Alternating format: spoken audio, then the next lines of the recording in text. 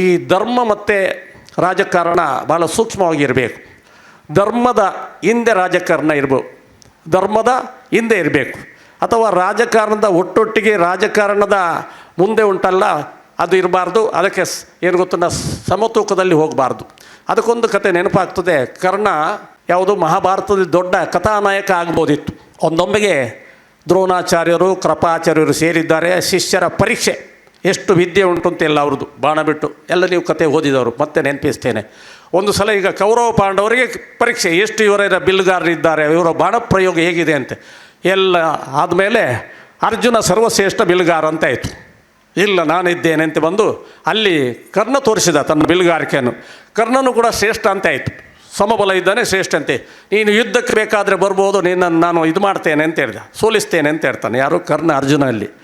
ಆಗ ಬಂದು ಯಾರು ಕೃಪಾಚಾರ್ಯರು ಹೇಳ್ತಾರೆ, ನೀನು ಯಾವ ಜಾತಿಯವನಪ್ಪ, ನೀನು ಯುದ್ಧ ಮಾಡಲಿಕ್ಕೆ ಅದರಲ್ಲಿ ಆಗೋದಿಲ್ಲ ಅಂತ ಹೇಳ್ತಾನೆ. ಆಗ ಅವನಿಗೆ ಕಣ್ಣೀರು ಬರ್ತದೆ. ಈ ಸಂದರ್ಭವನ್ನು ಉಪಯೋಗಿಸ್ಕೊಂಡು ದುರ್ಯೋಧನ ಅಪ್ಪನಲ್ಲಿ ಹೇಳ್ತಾನೆ, ನನಗೆ ಮುಂದಿನ ದಿವಸದಲ್ಲಿ ಪಾಂಡವರನ್ನು ಸೋಲಿಸಬೇಕಿದ್ದರೆ ಕರ್ಣನಂತ ಒಬ್ಬ ಧೀರ ಯೋಧ ನನ್ನೊಟ್ಟಿಗೆ ಬೇಕಪ್ಪ, ಅದಕ್ಕೆ ಅವನನ್ನು ರಾಜ ಮಾಡ್ತೇನೆ ಅಂತ. ಅವನು ಮೋರೆ ಹಾಕ್ತಾನೆ, ಕುರುಡ ಅಲ್ವಾ, ಮೋರೆ ಒತ್ತಿಯೇ ಬಿಟ್ಟ. ಈಗ ಅವನಿಗೆ ಪಟ್ಟಾಭಿಷೇಕ, ರಾಜ ಪಟ್ಟಾಭಿಷೇಕ ಕರ್ಣನಿಗೆ ಆಗ್ತಾ ಇದೆ. ಅಭಿಷೇಕ ಮಾಡ್ತಾ ಇದ್ದಾರೆ. ಅತಿರಥ ಬಂದು ಕೂತಿದ್ದಾನೆ ಎದುರು. ಯಾರು? ಅಪ್ಪಯ್ಯ, ಸಾಕಿದವ. ಅವನ ಕಣ್ಣಲ್ಲಿ ನೀರು ಬರ್ತದೆ, ಆನಂದ ಬಾಷ್ಪ ಹೊರ್ತಾರೆ ಅತಿರಥಂದು. ಇವನ ಕಣ್ಣಲ್ಲಿ ನೀರು ಬರ್ತದೆ. ಅಭಿಷೇಕ ಆಗ್ತಾ ಉಂಟು, ಬಟ್ಟೆಯೆಲ್ಲ ಒದ್ದಾಗಿದೆ. ಪಟ್ಟನೆ ಎದ್ದು ನಿಂತು ಹೋಗಿ ಅಪ್ಪನ ಕಾಲಿಗೆ ಬೀಳ್ತಾನೆ. ಇಡೀ ಸಭೆ ನೋಡ್ತದೆ, ಏನಪ್ಪ ಇದು, ಯಾರೋ ಒಬ್ಬ ಬಡವ ಕೂತಿದ್ದಾನೆ, ಅವನಿಗೆ ಕಾಲಿಗೆ ಬೀಳ್ತದೆ ಅಲ್ವಾ ಅಂತ ಆಶ್ಚರ್ಯ ಆಯಿತು. ಯಾವುದೇ ಸಂದರ್ಭದಲ್ಲಿ ಕೂಡ ತನ್ನ ತನವನ್ನು ಬಿಟ್ಟುಕೊಡದ ವ್ಯಕ್ತಿತ್ವ ಒಂದು ಕಡೆಯಲ್ಲಿ. ಆದರೆ ಅವನು ಚುನಾಯಿಸಿದಂಥ, ಆಯ್ಕೆ ಮಾಡಿದಂಥ ವ್ಯಕ್ತಿತ್ವ ಯಾರ್ದಾಯಿತು? ವಂಚಕರು, ಕೌರವರದಾಯ್ತಂತೆ.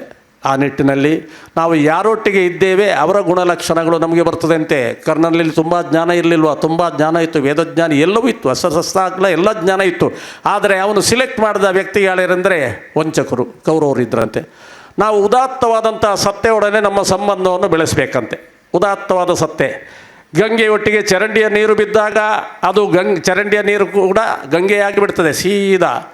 ನೀವು ಎಲ್ಲ ನಮ್ಮ ಗಂಗಾವನ್ನು ನೋಡಿರ್ಬೋದು, ಸಣ್ಣ ಪುಟ್ಟ ಚರಂಡಿಯ ನೀರು ಬಂದು ಗಂಗೆ ಎಲ್ಲಿ ಬಿಡ್ತದೆ, ಗಂಗೆಗೇನು ದೋಷ ಆಗುವುದಿಲ್ಲ.